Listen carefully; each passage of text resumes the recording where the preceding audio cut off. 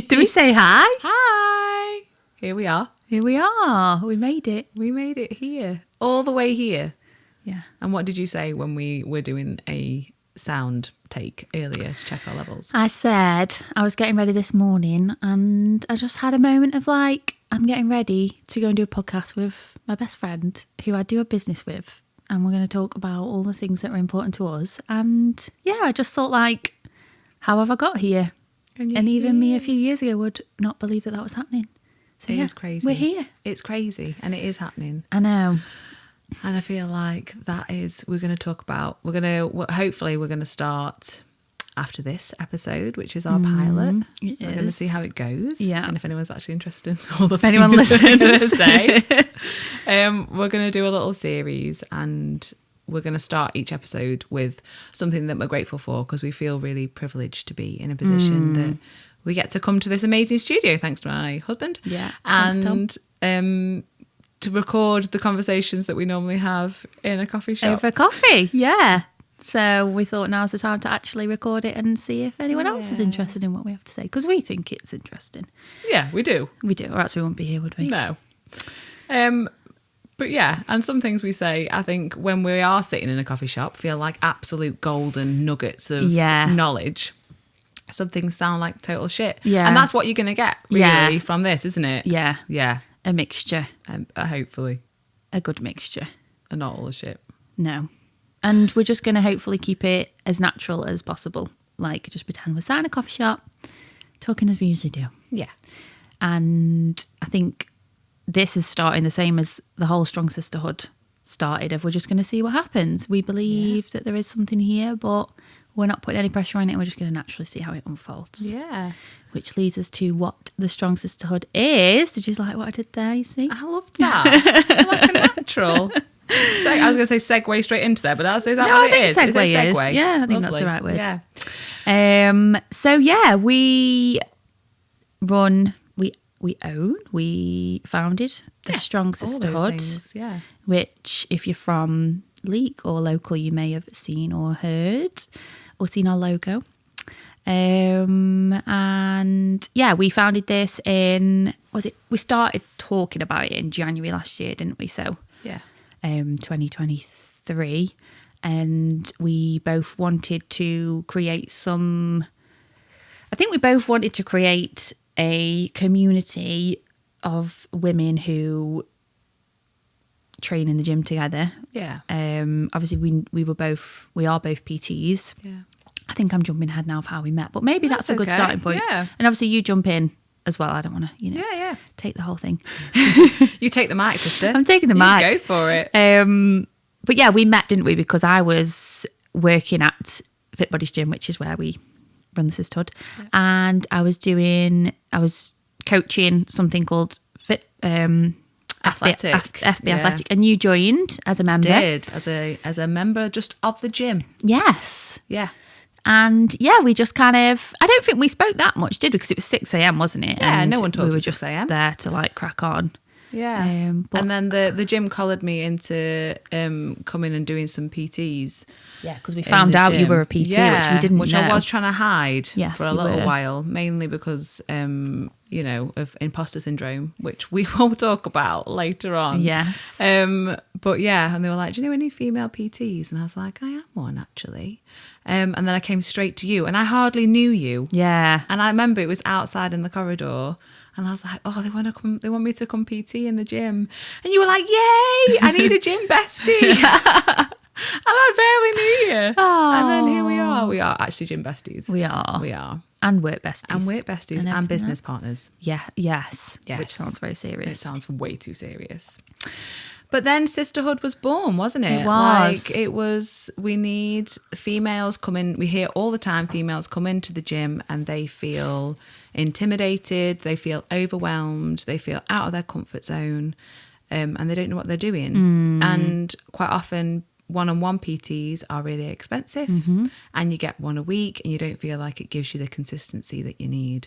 So we wanted a space that felt like women were safe, comfortable, and they're being guided by one of us who knew what we were doing, but actually also with a group of women who also felt the same. Yeah.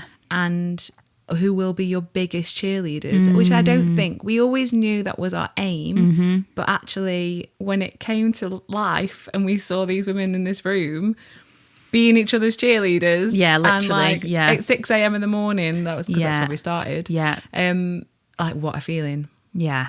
And like you say, I don't think we could have, it's definitely exceeded what we expected it to be. I don't think we kind of knew what it would become, but pretty early on, I think we knew it was going to be something special. Yeah. And also, like, just adding on as well, like a space, because I think women don't always feel welcome in, not necessarily the gym, but like the weight, resistance training, weight training. Yeah. I know a lot, well, I don't want to stereotype, but I know a lot of women like would feel comfortable going to classes and things, but not, and it is definitely growing. Obviously, we've seen that, haven't we? More and more women in the gym. Yeah. But yeah, just a space for them to feel welcome and empowered to give it a go. But you're right, and I think like the weight training part of it, I think is we both feel really passionate about, don't we, for different reasons. That, you know, it certainly gave me a sense of, I just did not like exercise. Like, it wasn't something that I never did PE at school. Like, as I've always struggled with my weight, like it's yo-yoed. And then, you know, however long ago now, I'm skipping ahead and going into about me. You know, I picked up some weights and realised actually this was really fun and really empowering. And the stronger I got physically, like emotionally and mentally, I felt so much stronger as well. And that feeling that women are really scared of lifting weights because they're going to get bulky or they're going to get really manly, and just kind of breaking some of those barriers down, because, you know, and so much more around that in the media now, isn't there? Oh yeah, massively. You know, yeah. you can't become like the Hulk just because you hold a dumbbell a few times and you a eat week. some protein. And you eat some protein. Yeah. But again, even with that, and again, skipping on, but I think we're just going to have to accept this is going to happen. I think there's so many mixed messages, isn't there, around what you should do, weight training, what you shouldn't do, what you should eat, what you shouldn't eat. And I think we try to kind of like eradicate that, don't we? So with like the Strong Sisterhood, so it's 3 group personal training sessions a week. That's the membership. And within those 3 group personal training sessions, we do something called a Sister One-to-One, which is where you can book on as a member of the Sisterhood and have a one-to-one chat with either myself or Sammy, and talk about your personal goals. And I think we've always wanted to make sure that it is personal to each individual member, because everyone's goals are different. And, you know, the odd boot camp I've done in the past, or, you know, training program, you kind of get shoehorned into, okay, you want to lose weight, or okay, you want to, you know, change your body, or, and it's not always necessarily about that, is it? And I think one thing that I really love about what we do is we are very individual to each person, and each member, each sister has a personal different goal, and that can change, can't it, depending on what's going on in their life. And and how excited do we get when someone comes in with an aesthetic goal of like, I want to lose 2 stone, and actually 6 months down the line they're like, actually I'm pretty awesome, and I don't really feel like I need an aesthetic goal, but actually I really just want to be stronger, or I just love the fact that I'm here every week growing like in this community of people. Like, we buzz off that, don't we? We do. And a lot of the goals do end up becoming just staying consistent, and the goal is just to keep turning up for yourself. And I think to move away from the aesthetic of it all is massive for us, isn't it? Because I think we've both been caught up in that. Oh hell yeah. And still kind of do sometimes. Absolutely, like, and we will talk about that. Like, personally we struggle, don't we? You know, and we are quite quiet. I think we've chatted about being quiet on social media about our own stories and how we feel about stuff, for a good reason. We've chosen to do that because sometimes there's already so many messages out there, isn't there?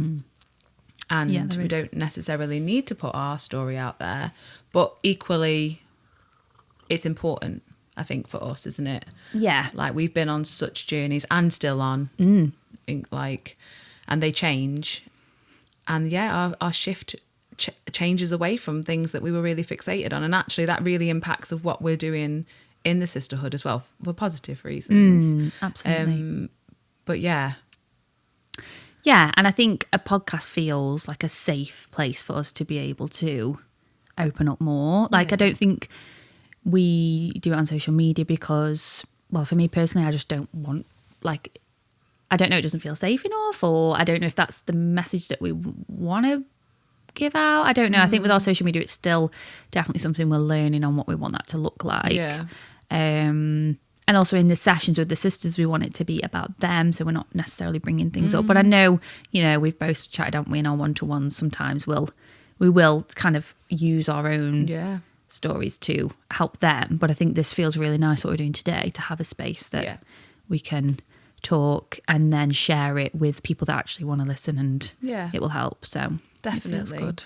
And I think we also get, like, we're humans and we see a lot of content on social media, and we get frustrated and angry sometimes about that, don't we? Yeah. You know, because once something's out there, once someone posts something on social media, it's there.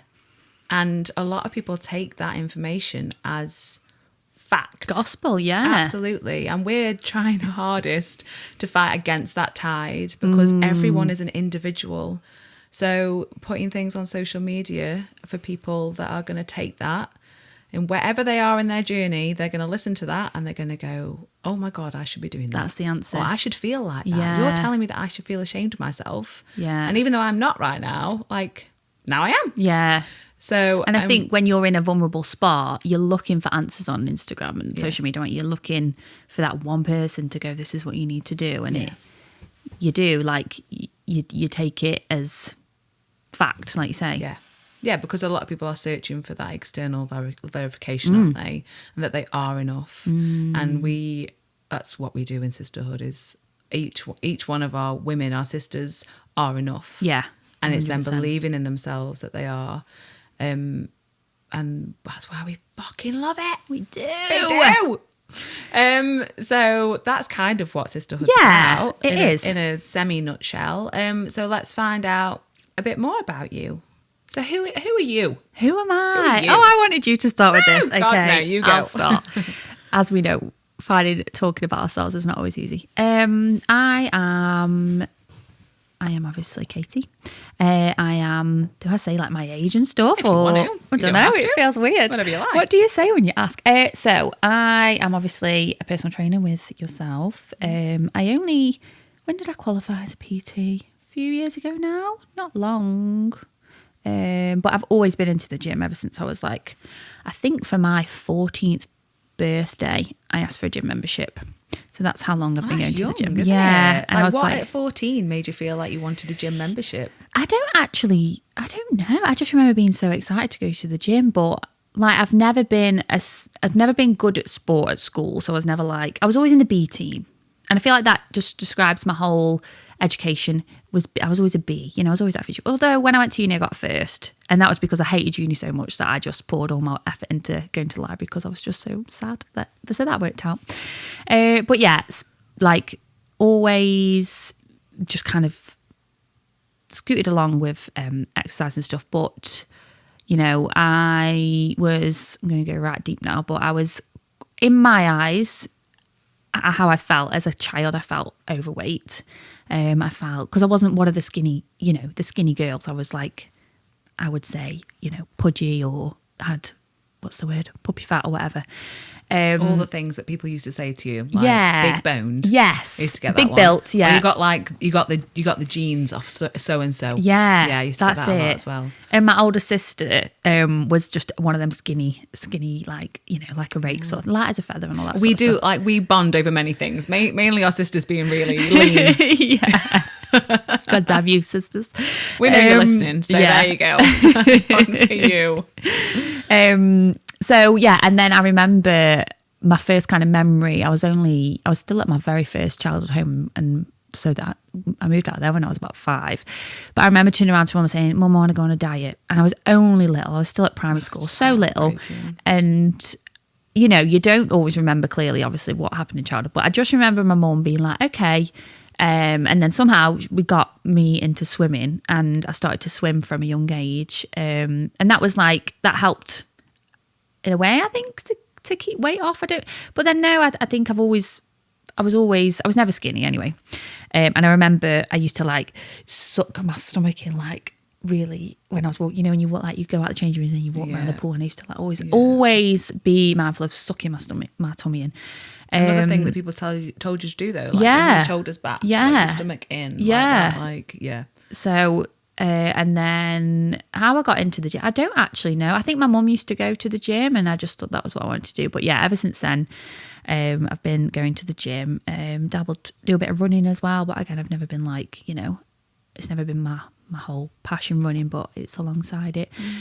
My relationship with exercise has changed over the years, but I do believe it's in the best place it's been now, and that's definitely with help of the Sisterhood, because as much as we do it for them, we do it for us as well. It's like our whole journey too. So yeah, I do that. I'm also probably the other big part of my life is I'm a psychotherapist, and I do that privately. Which I find very helpful. It's like free therapy. I shouldn't say that, should I? I don't get it for free. I'm not paying you either. But I'm one of them. I just have to have deep chats. I can't be doing all this surface level shit anyway. We don't. No.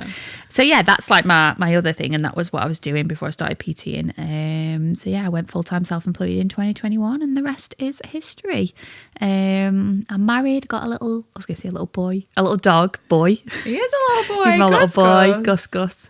He's an English bull terrier. I live in Leek. Don't need your address, just in case anyone really doesn't like this podcast. No. And that's about it, I would say, for now. I don't really know what else to say. What about you?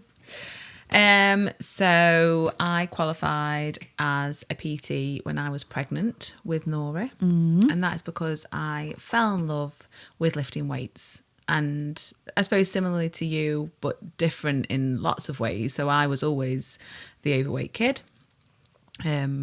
It started kind of when my mum and dad split up when they were little, and emotionally my comfort was food. I can relate. All the food.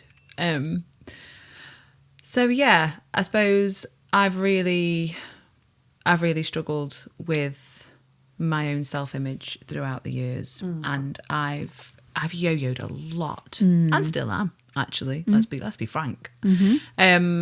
And I think the PTing helped because it was like knowledge. Like, so it gave me the knowledge to help myself and potentially help other people as well. But it is that little bit of like saviour complex, I think. Like, when you've been through something traumatic, you're like, I can help everyone do this. Yeah.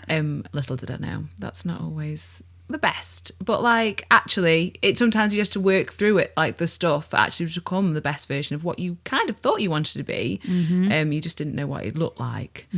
So yeah, I think I qualified when I was pregnant with Nora. I was 8.5 months pregnant in a gym doing my final PT exam. And I think they were scared shitless of failing me. They were like, give that woman the qualification. Christ, she's going to go into labour. And then I didn't use it because I was pregnant and I had a little baby. I put on loads of weight, lost quite a bit of weight, got pregnant again, put on loads of weight, lost loads of weight. Yeah, and that's kind of been my life until, well, kind of just before Sisterhood, really. So you'd never PT'd before? I feel like a few. I'd PT like the occasional person. I didn't know that. But not like as a job particularly. It would just be kind of favours to other people. Because I'd always had a full-time job in the arts, which is my other kind of passion. So I did physical theatre at uni, which I loved. But then there was the physical element of it, I suppose. And I didn't really know that I loved that until I was at uni doing that. Like it was, it was really physically intensive. Oh, was there was it? lots of like dance and physical theatre, which I won't bore you all with because I know that's not why you're here. But if you are interested, hook me up. Yeah, so I suppose I've really liked that kind of challenging physical part of exercise and what your body can do. And that drove me to do the photo shoots, which you knew me then. I did. When I decided that's what I was going to do. And I think that feeling of like wanting to accomplish something that felt almost out of reach or that felt too dramatic has always really driven me. I would say the same. We love to push ourselves out of our comfort zones, don't we? But then we freak out. We want to be back in there. Yeah. But we know that actually that's not where we really want to be. Well, no, but then there's a happy middle place. There is, isn't there? and I think we're learning that, aren't we? We are definitely. We need a whole podcast on your photo shoot journey. We'll come back because it was going to take a while. Yeah. Yeah. But that needs to be a whole thing, doesn't it? So where are you now? Like, where's Katie, like, right this minute? Like, you know. I would say I'm probably in the best place I've ever been, mentally and physically. I did forget to say that I had not an undiagnosed, it was an undiagnosed eating disorder at the age of 16.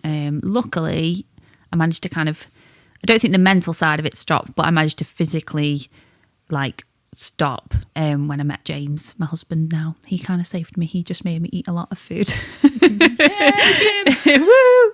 He'll be laughing at that. But yeah, and still does or not? Yeah, it's kind of the other. I'm trying to like train him not to eat so much now. Not train him, but you know, help him. He's on there now. You're training him. She's training you. He'll be fuming at that. But yeah, he definitely. I don't know if I've ever actually told him this, but I do think he sort of saved me because you know he came along at the right time. But now, just wanted to say that because obviously it's been a whole journey of having like an anorexic mind for a long, long time, and it's still. We sort of talk about this, don't we? It still rears its head sometimes, but it's definitely it's not at the forefront of my mind. Like I would say 1 or 2 days a month I have a little bit of a like, oh my God, like I look at myself in the mirror. And it's funny, isn't it? When you look at yourself in the mirror, depending on how you feel, you can just see something completely different. Oh God. Like, I mean, how many times have we said, like at the beginning of the week, I was like a boss bitch. Yeah. That was like smashing it, that did not give a crap. And then by the end of the week, you're like, oh my an God, absolute I hate mess. myself. Don't even want to leave the house. Yeah. And I think that's like hormonal as well and being a woman, isn't it? But yeah, so like for me now, I'm in like the best place I've ever been, which feels kind of, I don't know, smug to say. I'm a bit like, oh God, who do you think you are? Absolutely embrace that. But it's yeah, amazing. and just trying to focus, like shift my focus a little bit more on like my mindset. And I think I've trained hard this summer and now I'm just trying to like find a bit more of a balance. But it is just, it's never the same, is it? Like you're always changing and we're always evolving and adapting. Yeah, so absolutely. But yeah, just trying to find that like work-life balance, which I think I'm getting there slowly with that now. Obviously, when you first quit your full-time like salaried job and you go self-employed, you just want to take on all the work you possibly can because you're just freaking out, as you know. Well, yeah, except I've kind of gone, no, I don't want to take in any more work. Well, I love all this free time. God, how did I fit in a full-time job before this? I went self-employed completely in September. So I'm really new to this game. You're in the throes of it. But it is lush. You're leaning into it though, I feel. Love it. Give myself a bit of room. Yeah, and oh God, you just need it, don't you? Yeah. You just need it. So yeah, I'm learning that because I definitely in the past have placed my self-worth on how burnt out I am, let's say. Yeah. And whether that's been, you know, brought up with a mum who I love dearly but works herself into the ground and that's all I've seen. You know, I'm learning how to not be not one of those women, but I don't want to be a burnt out. But that's a whole podcast in itself, isn't it? Because the amount of times we've talked about like being a woman in this world means that you are spinning all of the plates all of the time.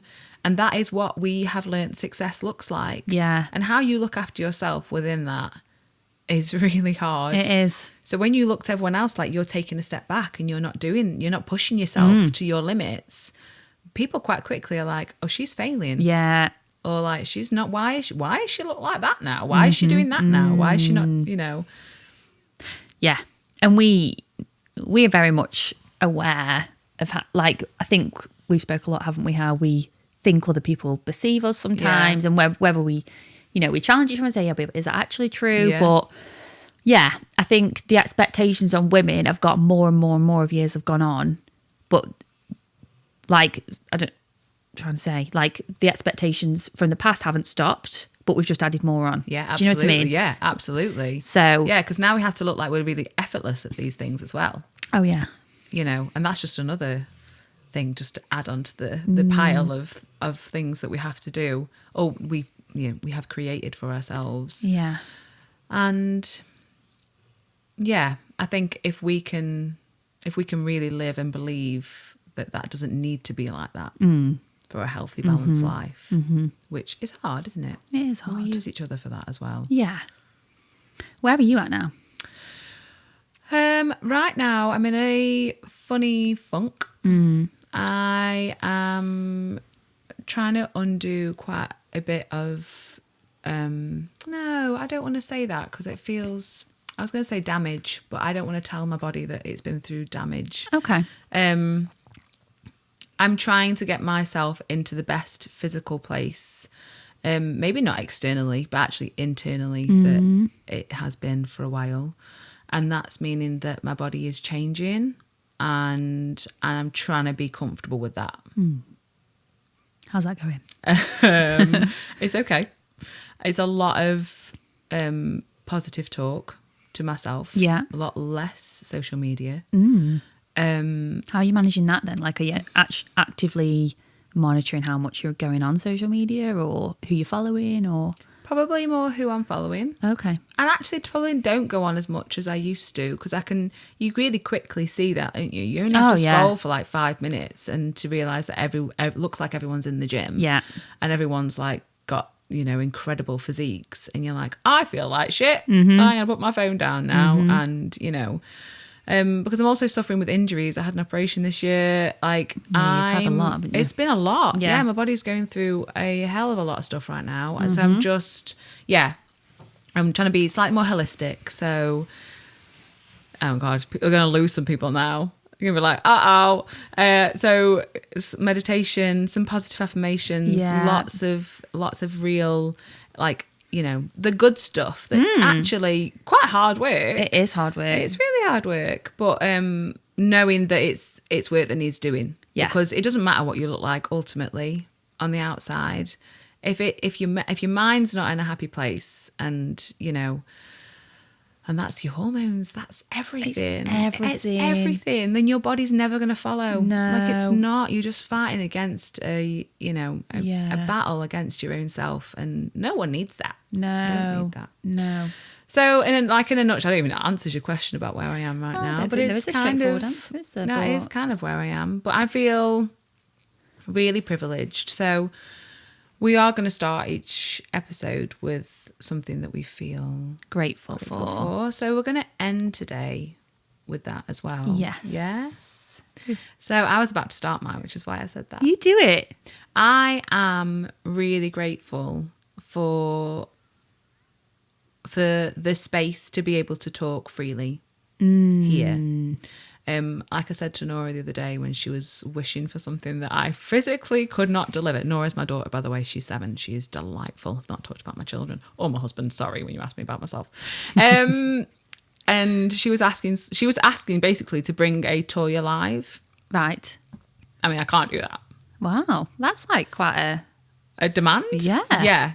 So, but I was like, she was getting more and more upset, and I just started saying about the things that we have got, So I am so privileged that I live, and these are all the things I said to her, that I live in a country that I'm allowed to sit here today in front of a microphone and talk about how we are here and how I feel freely, and we're going to post it on the internet, and that is okay. So that is what I'm grateful for. Love that. Love that. What are you grateful for? I feel grateful for just the people around me that love me, because I feel like you can overlook it, can't you? But I think to have, people in my life who love me and I love them, I just think just to feel like held sometimes when you need it, and to have those people to lean on. And I think we can overlook it sometimes. Just feeling grateful that I'm so loved. That's nice. You are. I love you too. I love you. Oh, so is that a wrap? Yeah, I think that is a wrap. That's a wrap.